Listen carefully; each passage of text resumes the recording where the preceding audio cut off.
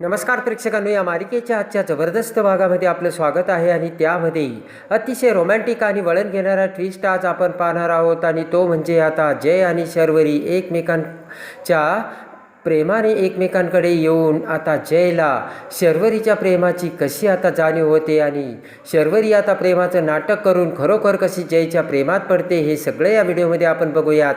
तर आता शर्वरी ही तिला लवकर अर्जंट काम असल्याचे सांगून ऑफिसमध्ये निघते. ऑफिसमधून निघता क्षणी इकडे आता जय हा शर्वरीचा पाठलाग करतो. तर इकडे आता शर्वरी ही तिच्या मैत्रिणीसोबत आता ढोल ताशांच्या गजरामध्ये गणपती बाप्पाचं आगमन करायला तयार झालेली असते आणि सगळ्या लेडीज तिथे आता ढोल ताशा वाजवत असतात. तर त्याच वेळेस आता जय त्याच्या कारमधून तिथे येतो आणि आता शर्वरीला बघतो आणि पटकन आता कारचा दरवाजा उघडून जय आता शर्वरी ढोल वाजवत असते तिकडे येतो आणि तेवढ्यात आता जय हा शर्वरी समोर येत सगळ्यांच्या समोर मोठ्याने म्हणतो, हे काम होतं का तुझं? तर आता शर्वरी म्हणते की शायनर तू इथे. जय म्हणतो की ऑफिसमध्ये महत्त्वाचं काम असताना तू पर्सनल काम आहे असं सांगून इथे आलीस आणि हे करायला, आणि तू मला हे सगळं सांगून पर्सनल काम आहे असं सांगून इथे आली आणि या इथे. आणि जय म्हणतो ऑफिसमधली महत्त्वाची कामं सोडून तुला इथे टाईमपास करायचा होतास आणि वरून तुझं म्हणणं की तुला अर्जंट काम होतं आणि पर्सनल काम होतं म्हणे. आणि जय म्हणतो की खरं सांगायचं ना, मग मला ढोल वाजवायला जायचं आहे म्हणून खोटं का बोललीस? आणि जय आता रागाने तिथून जाऊ लागताच आता शर्वरी म्हणते की ए शायनर. तर जय थांबतो आणि लगेच आता शर्वरी म्हणते की शायनर, मी जर तुला खरं कारण सांगितलं असतं तर तुम्हाला सोडलं असतंस का आणि मग तुम्हाला वेळेवर येऊ दिलं असतंस का? आणि शर्वरी म्हणते की तुझ्यासाठी नसेल हे महत्त्वाचं काम, पण माझ्यासाठी आहे. आणि शर्वरी म्हणते की आम्ही सगळे इथे टाईमपास करत नाही आहोत, तर ही एक कला आहे आणि परंपरा आहे आणि तीच परंपरा आणि मराठी संस्कृती आम्ही जपत असल्याचे आता शर्वरी सांगते. शर्वरी म्हणते की काही कामं असे असतात ते आपण स्वतःसाठी करतो, काही आपण दुसऱ्यासाठी करतो आणि काही सर्वांसाठी करतो आणि ही काम आम्ही जे करतोय ना ते सर्वांसाठी करतोय. आणि शर्वरी म्हणते हीच आहे आमच्या बाप्पांची सेवा आणि हीच आहे आमची संस्कृती. आणि वाजत गाजत बाप्पाचं आगमन होतं आणि वाजत गाजत बाप्पाचं आगमन होऊन हा खरा आनंद असतो. आणि शर्वरी म्हणते की आमचं मंडळ मोठमोठ्याने लाऊडस्पीकरवरती म्युझिक सॉन्ग आणि मोठमोठ्या आवाजात म्युझिक लावत नाही आहे आणि हिंदी सिनेमातल्या कर्कश गाण्याच्या आवाजात आम्ही लोकांना आमचं मंडळ त्रास देत नाही आणि आम्ही अगदी शिस्तीत ढोल वाजवतो, याने आमचा वेळ वाया जात नाही, तर आम्हाला समाधान मिळत असल्याचे शर्वरी सांगते. आणि इकडे आता शर्वरी म्हणते की कॉर्पोरेट लॉमध्ये सगळं मिळतं, पैसा मिळतो, पण इकडे ना आपल्या समाधानासाठी हे सगळे सण उत्सव साजरे करायचे असतात. त्यासाठी छंद जोपासायचा असतो आणि हे सगळं बाप्पासाठी करायचं असतं आणि आम्ही हेच करतोय असे आता शर्वरी जयला ठणकावून स्पष्ट शब्दात सांगते. आणि इकडे आता शर्वरी म्हणते याने कुणालाच त्रास होत नाही आणि जेव्हा आपण हा ढोल वाजवतो ना याने एक वेगळीच एनर्जी येते. ढोल आपण वाजवतोय ना खरंच भारी वाटतंय. आणि शर्वरी म्हणते की खरं तर मला खोटं बोलायचं नव्हतं, पण खरं बोलून समोरचा ऐकणारच नव्हता, मग काय करणार? आणि एकदा आता शर्वरी म्हणते की शायनर हा ढोल वाजून बघ. तर आता जय म्हणतो मला वाजवायचा नाही आहे. शर्वरी म्हणते शायनर फक्त एकदा तू माझ्यावर विश्वास ठेव. आणि शर्वरी म्हणते मी तुला खात्री देते असा अनुभव तू आयुष्यात कधीच घेतला नसशील जय, आणि या ढोल ताशामध्ये जे काही पावित्र्य आहे ना ते वाजवल्याशिवाय तुला नाही कळणार असे शर्वरी जयला सांगते. आणि लगेच आता तिचं ते शर्वरीचे बोलणे ऐकून जय त्याचा प्लेजर काढतो आणि लगेच आता एक ढोल जय समोर ठेवला जातो आणि तो ढोल आपल्या गळ्यात अडकवून आता लगेच आता जय हा ढोल वाजवू लागतो आणि जयला खरोखर आनंद मिळू लागतो. लेझिम आणि ढोल ताशांच्या गजरात आता जय मोठमोठ्याने ढोल वाजवत असतो आणि त्याचा आनंद घेत असतो. आणि ढोल वाजवत असताना आता त्यामध्ये मग्न होऊन आता इकडे शर्वरीसुद्धा ढोल वाजवत असते आणि खुश होऊन आनंद घेत हसत असते. तर प्रेमाने जय शर्वरीकडे बघत ढोल वाजवू लागतो. आणि त्यानंतर आता ढोल वाजवून झाल्यानंतर शर्वरी आणि जय मार्केटमधून जाऊ लागतात. शर्वरी म्हणते कसली मज्जा आली, तुझे हात ना असे मोकळे झाले असतील नाही का रे शायनर? आणि तेवढ्यात आता शर्वरी म्हणते अरे बापरे, मला ना अशी कडकडून भूक लागली ना. जय म्हणतो तुला कधी भूक लागत नाही. शर्वरी म्हणते भूक लागणं आणि झोप लागणं ही चांगली तब्येती असल्याचे लक्षण आहे. जय म्हणतो माहिती आहे मला. आणि तेवढ्यात आता शर्वरी म्हणते की आपण चायनीज खाऊयात का? तर जय म्हणतो रस्त्यावरचं खात जाऊ नकोस बरं का, चल. शर्वरी म्हणते घरी जाऊन तर खाणारच आहे, पण अर्धा पाऊण तास किती वेळ लागतो काय माहिती. आणि तेवढ्यात आता दोघे पावभाजीच्या दुकानासमोर येतात. तर लगेच शर्वरी जयला आतमध्ये घेऊन येते आणि म्हणते काका एक पावभाजी द्या. आणि तेवढ्यात आता शर्वरी ही तिच्या हाताने आता केसाकडे हात घेऊ लागता जाता त्या हातातील पिन आता शर्वरीची केसामध्ये अटकते. तर शर्वरी म्हणते की जय, अरे शायनर हे बघ माझ्या केसामध्ये अटकलं आहे. तर जय म्हणतो की 1 मिनटं थांब आणि प्रेमाने स्वतःच्या हाताने जय आता शर्वरीच्या केसात अटकलेली ती हेअर पिन काढू लागतो. तर प्रेमाने शर्वरी आणि जय जवळ येते, एकमेकांकडे बघू लागतात आणि लगेच आता जय म्हणतो की हे कशाला घालत असतेस. आणि लगेच आता शर्वरी म्हणते की कशाला घालत असते म्हणजे मला आवडतं हे घालायला आणि माझ्यासाठी स्पेशल आहे हे. आणि तुमच्या मुलांचं काय बाबा, ते सगळं ठीक असतं, पॅन्ट शर्ट घातलं म्हणजे झालं, आमच्या मुलींचं तसं नसतं ना. आणि शर्वरीला कसं एकदम टकाटक राहायला आवडतं. तर शर्वरी प्रेमाने जयकडे बघत असू लागते, तर जयसुद्धा. आणि त्यानंतर आता जय म्हणतो की खरंच मला ना खूप भारी वाटलं, ढोल वाजवून ना हात अगदी मोकळे झाल्यासारखे वाटले. आणि तेवढ्यात आता शर्वरी म्हणते की म्हणून शायनर मी तुला सांगते, माझ्या बरोबर राहशील ना तर आयुष्यात खूप प्रगती करशील.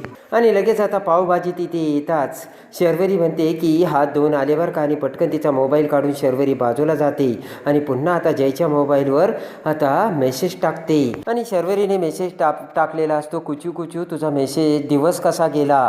आणि पटकन जयच्या मोबाईलवर शर्वरी तो मेसेज सेंड करते. आणि आता जय तो मेसेज वाचता क्षणी शर्वरी हात धुवून येते, तर पटकन जय त्याचा मोबाईल लपवतो. आणि तेवढ्यात आता हात पुसतच शर्वरी म्हणते काय झालं रे शायनर, असं का चेहरा पाडून बसलास. तर जय म्हणतो काय नाही. शर्वरी म्हणते सांग काय झालं.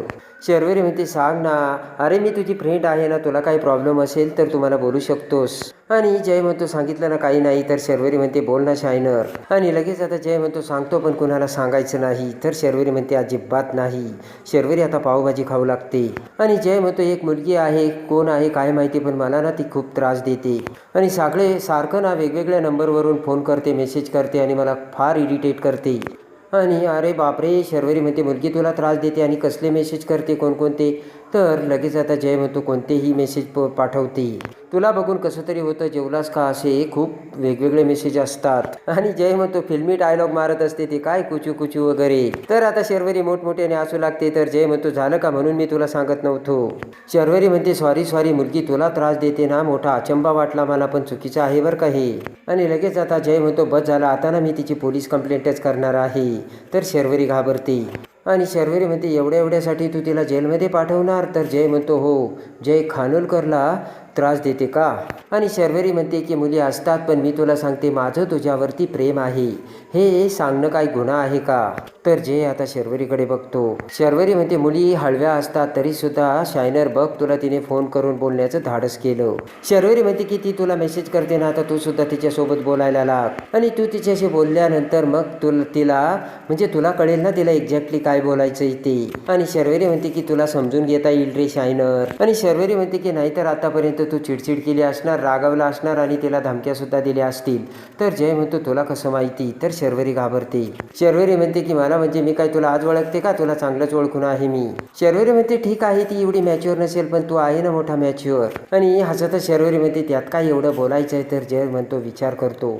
आणि लगेच आता शर्वरी म्हणते की पावभाजी खाणार का, मी भरू का तुला. तर आता शर्वरी म्हणते जा हात धुवून ये. तर हसतच जय बाहेर जातो. आता इकडे पमा ही सुभाष आता रात्री कॉटवरती बसता क्षणी आता पमा आता सुभाष शेजारी येते आणि तो गुरुजी आता पंचांग गुरुजी काय काय बोलला हे सगळं पमा आता सुभाषला सांगते. आणि लगेच आता पमा म्हणते की नेमकं त्यावेळेस गौतमही इथे होता. तर सुभाष डचकतो आणि म्हणतो की म्हणजे काय हे सगळं गौतम समोर बोलला. तर आता पमा म्हणते हो. असावरी दरवाजातून आता ते त्यांचं बोलणं ऐकू लागते. आणि पमा म्हणते तर की आता तर बायकासुद्धा बोलायला लागल्या शेजारी पाजारी, काकू पुढे सरकलं का. आणि पमा म्हणते की आपण तरी काय बोलणार, मलाच सुचत नाही आहे काय बोलायचं ते. तर सुभाष म्हणतो की मलासुद्धा कळत नाही आहे. आणि त्यांचं बोलणं चालू असताना आता आसावरीचा जीव भांड्यात पडतो आणि आसावरीला काळजी वाटू लागते. पटकन आसावरीच्या डोळ्यात आता पाणी येऊन पटकन आसावरी तिच्या बेडरूममध्ये जाऊन आता रडू लागते. तर तेवढ्याच शर्वरी कामावरून घरी येते आणि आसावरी तिचे अश्रू आवरण्याचा प्रयत्न करत असतानाच शर्वरी आसावरीकडे बघत म्हणते का गं तू का रडतेस. तर आता लगेच आसावरी म्हणते टेन्शन आलंय. शर्वरी म्हणते कसलं. आसावरी म्हणते पंचांगण काका आले होते. आणि आसावरी म्हणते की ते म्हणाले की मोठ्या माणसांचं ना पैशावाल्या माणसांचा काहीच भरोसा नसतो. आणि आसावरी म्हणते की आता मम्मी पप्पासुद्धा बाहेर बोलत होते आणि त्यांनासुद्धा आता समजत नाही आहे काय करावं म्हणून. आणि इकडे आता आसावरी म्हणते की या सगळ्यांमध्ये तुला माहिती आहे ना मम्मीची तब्येत बरी नसते आणि तिला जर काही झालं तर. आणि आता शर्वरी आसावरीला समजावं लागते आणि म्हणते की तू वेडी आहेस का, काहीच नाही होणार आणि तू काळजी करू नकोस, हे सगळं तुझ्यामुळे नाही तर तेजस्विनी काकूमुळे होतं आहे. आणि शर्वरी म्हणते की त्या दिवशी गौतमसुद्धा खूप टेन्शनमध्ये होता आणि माझंसुद्धा त्याच्यासोबत बोलणं झालं आहे. शर्वरी म्हणते की ताई, तो तुझ्यावर खूप प्रेम करतो, तो तुला कधीच नाही सोडणार आणि तो तुझ्या बाबतीत एवढा शुअर आहे, तर तू कशाला काळजी करतेस. आणि आसावरी म्हणते मला गौतम बरोबर शंका नाही आहे, मला फक्त त्याच्या मम्मीचं टेन्शन येतं आहे. आसावरी म्हणते की त्यांची अट कशी पूर्ण होणार आता सांग ना तू शेरू. आणि जोपर्यंत जय लग्नासाठी होकार देत नाही तोपर्यंत काहीच होऊ शकत नाही असे आसावरी बोलते. तर आता शर्वरी म्हणते पण जय होईल ना लग्नासाठी तयार. तर आसावरी म्हणते कधी आणि कुणाशी. आणि शर्वरी म्हणते की होईल, जय लग्नाला तयार होईल आणि ताई हा तुला माझा शब्द आहे. आणि लगेच आता शर्वरी म्हणते पुढच्या महिन्यात काहीतरी तोडगा निघेल आणि जय आणि गौतम एकमेकांसोबत बोलतील. आणि लगेच आता शर्वरी म्हणते की पुढच्या महिन्यात नक्की एंगेजमेंट होईल, तू काही काळजी करू नकोस. तर आसावरी खुश होते. आणि इकडे आता शर्वरी ही आता मॅकला घेऊन आता खानोलकरच्या घरी येते. आणि रात्रीच्या वेळेस आता शर्वरी तिथे येताच आता शर्वरी आणि मॅक जयच्या घराच्या दरवाजासमोर येतात. तर शर्वरी म्हणते आता तूच काहीतरी कर आणि पटकन दरवाजेची बेल वाजून शर्वरी आता बाजूला लपते. तर आता जय दरवाजा उघडतो आणि मॅकला बघतो आणि म्हणतो तू इथे या वेळेला आणि सगळं ठीक आहे ना. मॅक घाबरतो, शर्वरी बाजूला लपलेली असते. आणि लगेच आता मॅक म्हणतो की मला सुट्टी हवी होती. तर जय म्हणतो फक्त इतकंच, तर मग मेसेज करायचा ना जा. तर लगेच आता मॅक म्हणतो थांबा सर, माझा गळा सुकलाय, मला पाणी हवंय प्यायला. आणि इकडे मॅक म्हणतो की थोडी गुचकी पण लागली. आणि मॅक म्हणतो की गुचकी थांबतच नाहीये. तर जय म्हणतो ये आतमध्ये. मॅक आता आतमध्ये जातो आणि शर्वरीला खुणावतो. आणि आता मॅक पाठोपाठ आता शर्वरी सुद्धा आतमध्ये येते आणि खांबाच्या आड लपते. तर इकडे आता जय मॅकला पाणी किंवा मग सरबत तयार करू लागतो. तर तिरप्या नजरेने मॅक आता शर्वरीकडे बघतो. शर्वरी आता मेसेज टाईप करते. आणि तेवढ्यात आता मॅक म्हणतो की सर तुमचा मोबाईल वाचला, मेसेज आलाय वाटतं, घेऊ का. तर जय म्हणतो हो. मॅक मोबाईल घ्यायला जातोच लगेच जय म्हणतो ए थांब, घेऊ नकोस. आणि जय म्हणतो तू पाणी पी. आणि तेवढ्यात आता जय त्याचा मोबाईल घेतो आणि त्यावर मेसेज आलेला असतो, हाय जानू, तू अजून झोपला नाहीस का. आणि लगेच आता जयला राग येतो आणि जय रागाने पाठीमागे बघताच आता शर्वरी ही लपून तिथे आल्याचे आता जयला कळते. आणि जय तिरप्या नजरेने आता शर्वरीकडे बघतो. आणि हे सगळं शर्वरी करत असल्याचे आता जयच्या लक्षात येते. आणि आता शर्वरी आपल्याला मेसेज पाठवत असल्याचे सत्य आता जय समोर येताच आता इकडे शर्वरी आपल्यावरती प्रेम करते हे सत्य आता जयला समजते. आणि आता जयने शर्वरीला बघितलेलं असतं, पण त्यावेळेस आता जय मात्र काहीच बोलत नाही आणि मॅक आणि शर्वरी तेथून निघून जातात. दुसऱ्या दिवशी आता शर्वरी ही मॅकला घेऊन आता ऑफिसमध्ये आलेली असते. आणि लवकर येताच इकडे आता जय हा ऑफिसमध्ये केबिनच्या दरवाजात येतो आणि त्या आता शर्वरीच्या मोबाईलवरून मेसेज पाठवत असते. त्या मोबाईलवर आता इकडे जय गुड मॉर्निंग असा मेसेज पाठवतो. तर शर्वरी आता तिच्या मोबाईलवर तो मेसेज बघते आणि मॅकला म्हणते की ए शायनरने मेसेज पाठवलाय गुड मॉर्निंग. तर लगेच आता शर्वरी सुद्धा जयला मेसेज पाठवते की हाय जानू, गुड मॉर्निंग. आणि त्याच वेळेस आता जय पुन्हा आता शर्वरीला मेसेज पाठवतो, किती दिवस असे मेसेज पाठवणार आहे, समोर ये. तर आता शर्वरी मेसेज पाठवते की येते ना, समोर येते ना. आणि लगेच आता शर्वरीने मेसेज पाठवून येते ना असं म्हटलेलं असतं. आणि त्याच वेळेस केबिनचा दरवाजा उघडून जय आता त्यांच्या समोर येतो. तर मॅक आणि शर्वरी आता नाचू लागतात त्या दोघांमध्ये. पण त्याच वेळेस जय त्यांच्या समोर आलेला असतो आणि जयला बघून आता शर्वरीला धक्का बसतो. आणि हे सगळं शर्वरी करत असल्याचे आता जयच्या लक्षात येते.